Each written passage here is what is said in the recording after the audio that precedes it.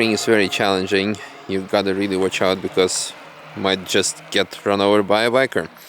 All the bad jokes aside, good morning comrades, welcome back to the channel, welcome back to the Nürburgring Nordschleife and the very last video of the series of a track walk, video number 10 already. In case you missed the previous ones, check them out in the video description. And today, by now, we have arrived towards the Mini-Karussell. So in this series of videos, we'll be talking you through some technicalities, how to take certain corners, sometimes what not to do, sometimes what to do, and mentioning certain things that you probably will not see while driving the track. So, Mini-Karussell, approaching it. It's actually a very nice reference point for the braking. Well, first of all, you can see that the line is here pretty straight, so make use of that. Position yourself close to the curbstone, and then you can see already some markings on the curb, namely the tire marks. The beginning of the mark is a good reference point for the braking, whereas the end of the mark is the end of the braking zone, but also turn in. So you turn in towards the carousel, the Mini-Karussell, into the Mini-Karussell, slightly before the end of the curb. Somewhere roughly over here.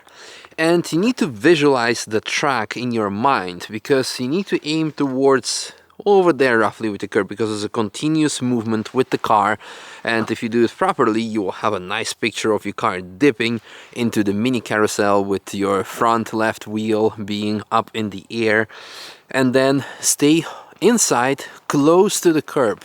Important thing that I haven't mentioned in the previous video when we walked through the big carousel. On a big carousel you need to stay on the concrete bit.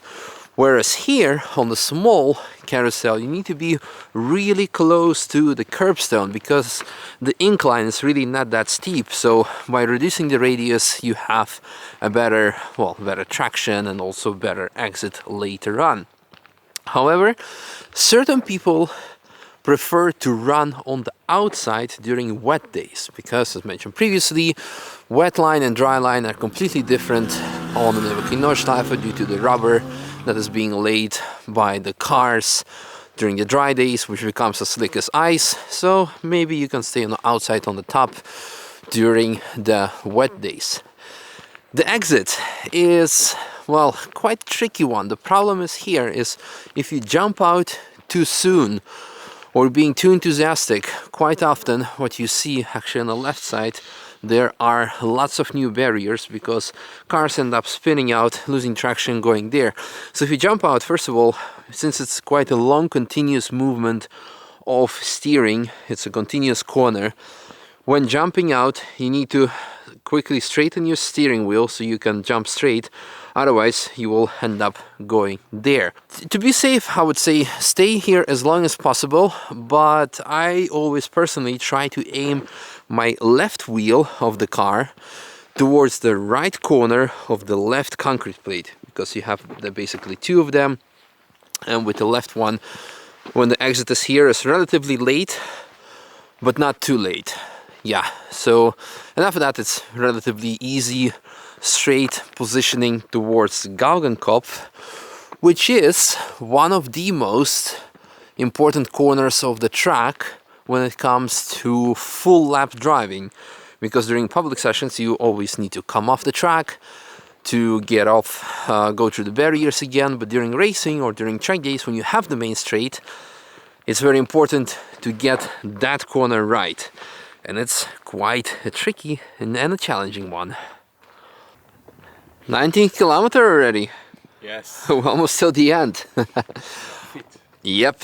So, Galgenkopf, which translates as the gallows, because in the Middle Ages, and shortly after probably, they were hanging people here on the gallows.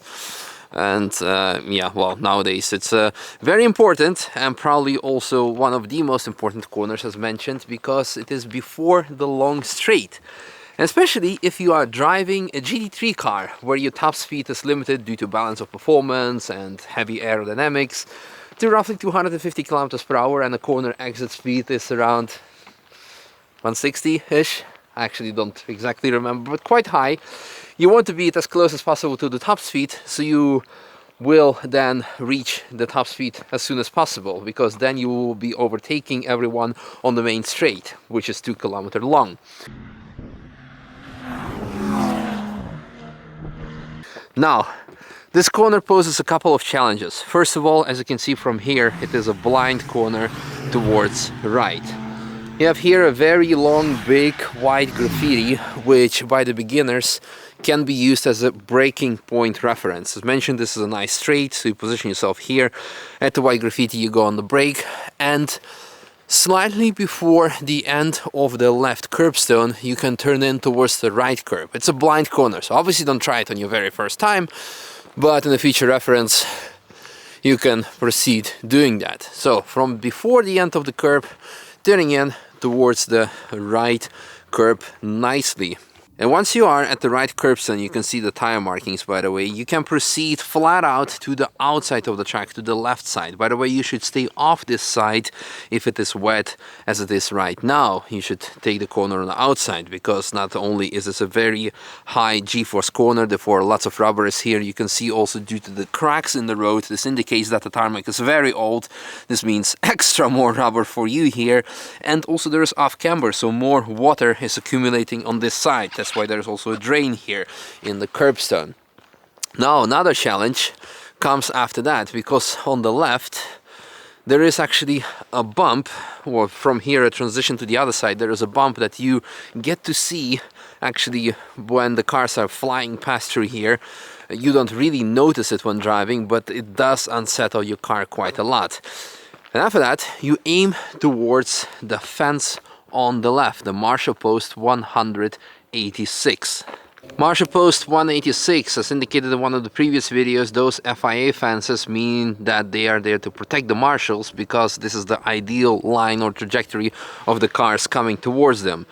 You would then brake slightly here before the fence and then proceed slowly but very determined towards the right side of the track, while visualizing the right curbstone over there as your apex, as the aiming point. And once you reach that, or maybe even before, obviously depends on the power, on the grip levels, on the aero levels, on everything of your car, at the right curb, you go flat out to the outside, and well, hopefully your top speed, or like your corner exit speed, is higher than those of your competitors, and you will win quite some time on the straight if you nail this corner. So as mentioned, lots of challenges: braking zone, blind turn in, the bump and jump, another turn in while coming over the crest, and then blind high speed turning towards the curbstone, and then running flat out to the outside. Everything needs to work. You need to know the track layout perfectly, your car needs to be set up, and at the end of the day it's also about commitment and determination. And if it's not about racing, even though because during public sessions, as mentioned, you will have to come off the track, which will mark the end of your lap, but even during racing, seeing the straight that we will see in a second here is very blessing, very good, because that's what you use the time to calm yourself down, to have radio contact with the pits, with your engineers, to say like, okay, this is my fuel level, I still have this and that, how's everything doing, are there any like weather changes on the track, for example.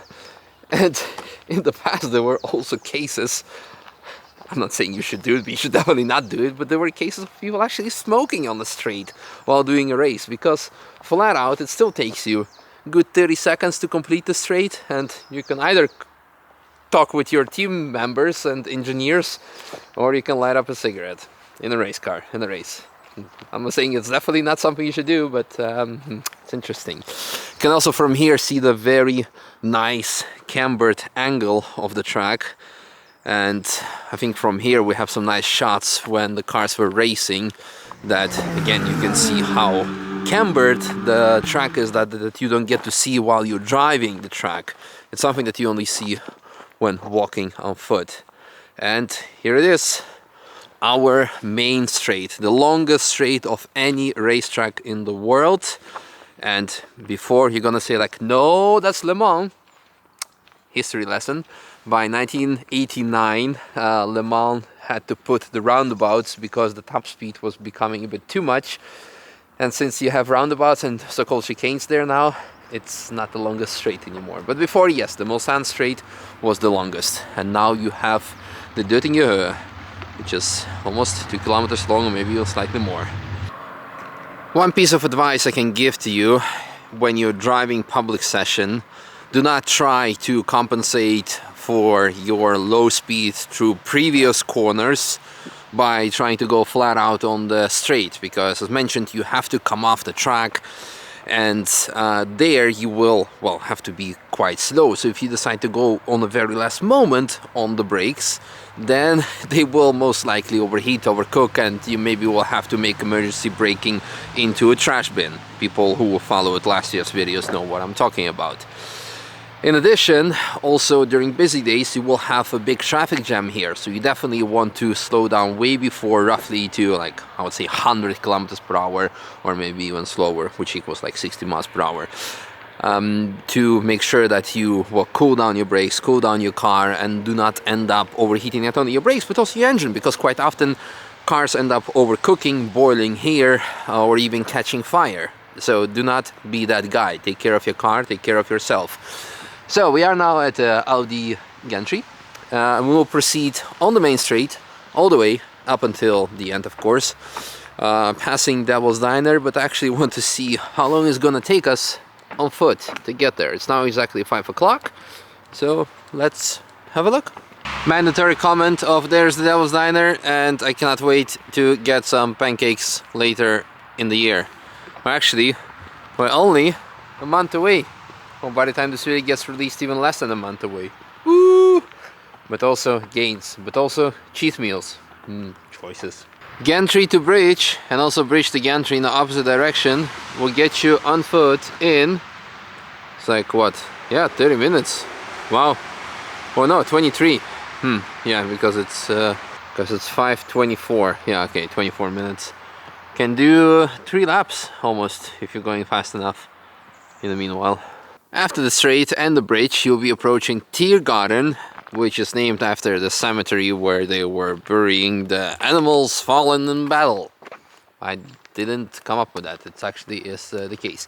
But the main straight was resurfaced last year, so this is all new tarmac, and for me it's interesting to see if we already have some scrapings from the bottom of the compression.